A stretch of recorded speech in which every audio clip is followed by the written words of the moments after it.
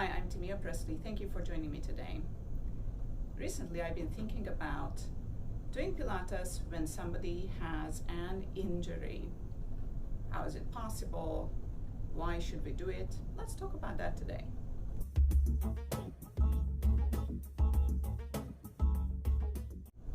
In the recent months, I personally have been dealing with a wrist injury. I'm still wearing this light wrist brace to just provide a little extra support for the wrist.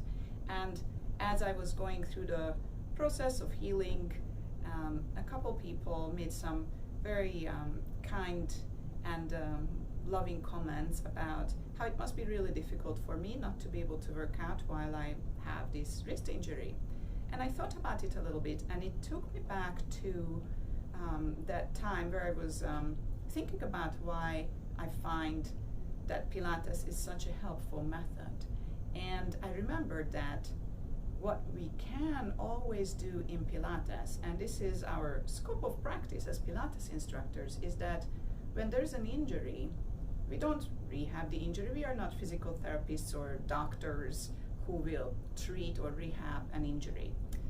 But what we do is we find out what the person who has the injury can do so that the rest of the body can stay balanced and can stay strong and lengthened and supported. So in the case of a wrist injury, I came up with wonderful little workout routines for myself that allowed me to just keep the rest of the body comfortable. What happens when there's an injury is you start to compensate. Some other areas of the body start to work a little bit more. Maybe you're not using a certain area.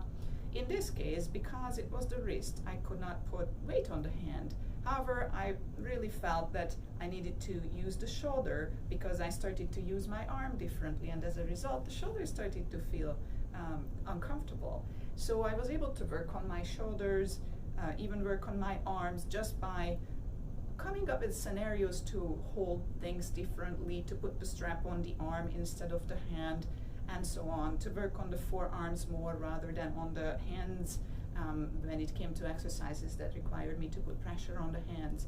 And of course, I was able to work on the rest of the body as well, which allowed me to maintain balance and strength and also just a sense of comfort.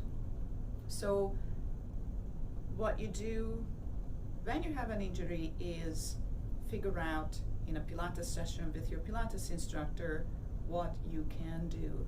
Oftentimes people reported to me over the years that they felt their injury all day because they had to deal with it, because they had to compensate, because they had to avoid putting weight on a leg and so on and so on. But then in the Pilates session, they almost forgot about it because we just came up with positions and movement sequences that really worked around their issues. So next time you have an injury, which I hope you will not have, but usually some little things happen to us, I hope you will remember this. Try to figure out what works, what you can do, avoid pushing into that injured area, protect it, and I hope that you will have a better, more comfortable recovery time. I hope that this information is helpful. I look forward to seeing you the next time.